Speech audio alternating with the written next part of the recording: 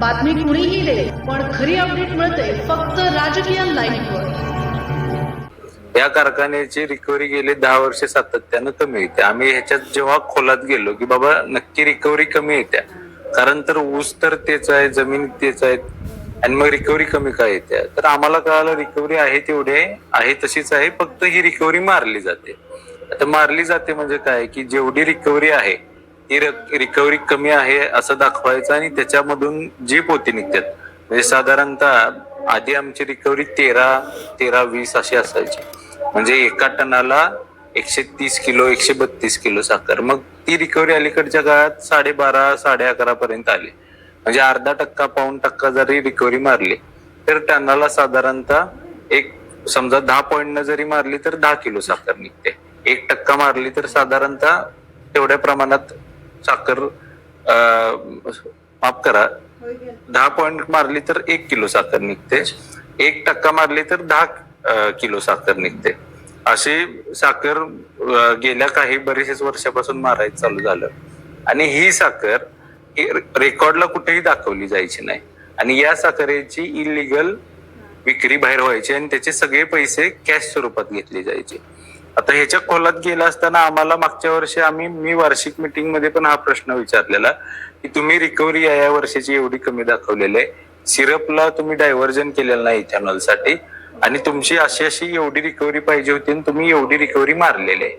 त्याच्यामध्ये उत्तर दिलं गेलं की आपण रिकव्हरी मारलेली नाही. त्यानंतर कारखान्यातल्या काही लोकांनी आम्हाला माहिती दिली की साधारणतः 40 ते 50 हजार क्विंटलचा साठा हा कारखान्यामध्ये आहे आणि तो कुठेही रेकॉर्डर नाही. मग त्या संदर्भातली 4 डिसेंबर 2025 रोजी आम्ही आरजेडी विभागाला तक्रार दिली, आणि मग आरजेडी विभागानं एकंदरीतच कारखान्याला सांगितलं असेल की बाबा अशी तक्रार आल्या, आणि ह्या तक्रारीच्या अनुषंगानं त्यांनी परत मग ट्रक बोलवून घेऊन ही साखर बाहेर काढायला सुरुवात केली.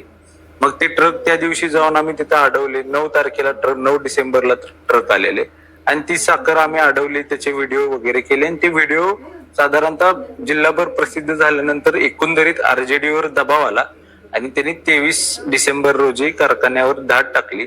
त्याच्यामध्ये ज्या गोडाऊन मध्ये ही साखर पोते आहे ते गोडाऊन नंबर 1 सील केलं, आणि त्याची मोजणी वगैरे करून त्याचा 16 मार्चला अहवाल चोते साहेब म्हणून लेखापरीक्षक होते, त्यांनी आरजेडी विभागाला पाठवला, आणि आम्हाला साधारणतः तो 7 एप्रिलच्या आसपास तो आम्हाला हातात मिळाला. त्या अहवालामध्ये त्यांनी सरळ सरळ नमूद केलेलं आहे की साधारणतः सिरपला डायव्हर्जन करून तुम्ही 23,000 क्विंटल साखर कमी दाखवलेली आहे, आणि आता इथं उपलब्ध साठा 16,000 क्विंटलच्या आसपास आहे.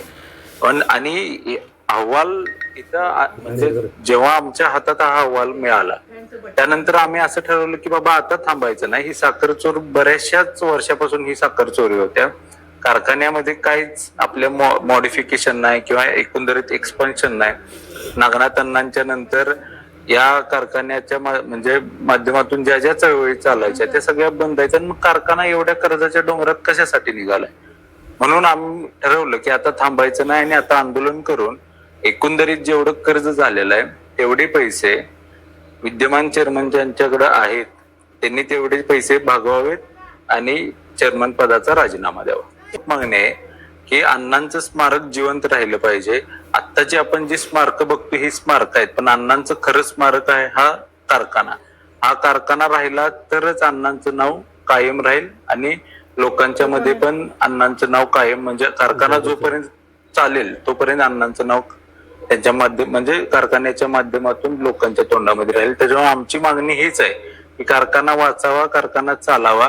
म्हणून कारखान्यावर जे कर्ज आहे ते कर्ज भागवून चेअरमनांनी पाय उतरावं, ह्या आमच्या 2च प्रमुख मागणी आहेत. आता गेले 5 दिवस आम्ही इथं बसलेलो आहे. आरजेडी विभागाचे तहसीलदार ऑफिस, AR ऑफिस सगळी लोक येऊन भेटून आम्हाला गेलेले, आणि एकंदरीत सगळ्या ज्या त्या यंत्रणेवर दबाव पडून म्हणजे आमचा आरजेडीचा अहवाल आला ह्या चौकशीचा, आणि त्याच्यानंतर सुनावणी लवकर लागत नव्हती. ती सुनावणी पण आता 28 तारखेला लागलेली आहे.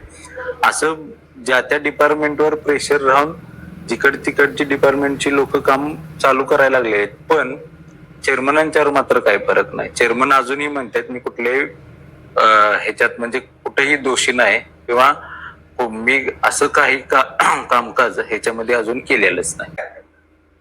एकंदरीत सगळ्या लोकांचं म्हणणं एकच आहे की अण्णांचं हे मोठं स्मारक आहे. आम्ही एकंदरीत बाहेरून बघताना आम्ही पूर्ण नायकवडी कुटुंब हे एकच म्हणून बघतो आणि आम्हाला हे आत नक्की काय चाललंय हे माहित नाही. म्हणजे कारखान्यावर किती कर्ज आहे किंवा इतर संस्था कोण बघतं, कशा चालतात हे माहित नाही. आणि अण्णांच्या स्मारकाला गालबोट लागू नये, अण्णांचं नाव बदनाम होऊ नये म्हणून हे तुम्ही घरातल्या घरात बसा आणि मिटवा असं प्रत्येकाचं सांगणं येते. पण महत्वाचं मी त्या आपल्या माध्यमातून सगळ्यांना सांगतो की हा आमच्या काय घरातला वाद किंवा त्यांच्या कारभारावर आम्ही म्हणजे आरोप फक्त केलेले आहेत. त्याच्यामुळे कुणी हे म्हणू नये की बाबा हुतात्माची बदनामी किंवा हुतात्मावर हे एलिगेशन्स लावायचं चाललेलं आहे. मुळात मला सांगायचं आहे की ह्या बातम्या पेरल्या जातात काही लोकांच्याकडून. हुतात्मा म्हणजे तुम्ही नव्हे, हुतात्मा हा अण्णांच्या विचाराचा हुतात्मा आहे आणि तो राहिला पाहिजे. कारखान्यामध्ये आपल्याला माहित आहे टोटल 21 संचालक असतात. 2 संचालक आमचे मयत झालेले आहेत, आणखी 19 संचालक आता आहेत. त्या 19 पैकी व्हाईस चेअरमन यांच्या सहित 12 लोकांनी आज आम्हाला पाठिंबा दिलेला आहे. 2 ते 3 लोक आमच्या संपर्कात आहेत आणि लवकर ते पण येऊन आम्हाला खात्री आहे, कारण अण्णांच्या कारखान्यात हे कोणच सहन करून घेणार नाही. आम्हाला खात्री आहे की येणाऱ्या काळात ते 2-3 लोक येऊन पण आम्हाला पाठिंबा देतील. राजकीय घडामोडींचा सर्वात वेगवान अपडेट फक्त इथेच राजकीय लाईव्हवर. आमच्या YouTube चॅनलला लाईक, शेअर, सबस्क्राईब करा आणि रहा राजकारणाच्या रणभूमीवरील थेट नजरेत.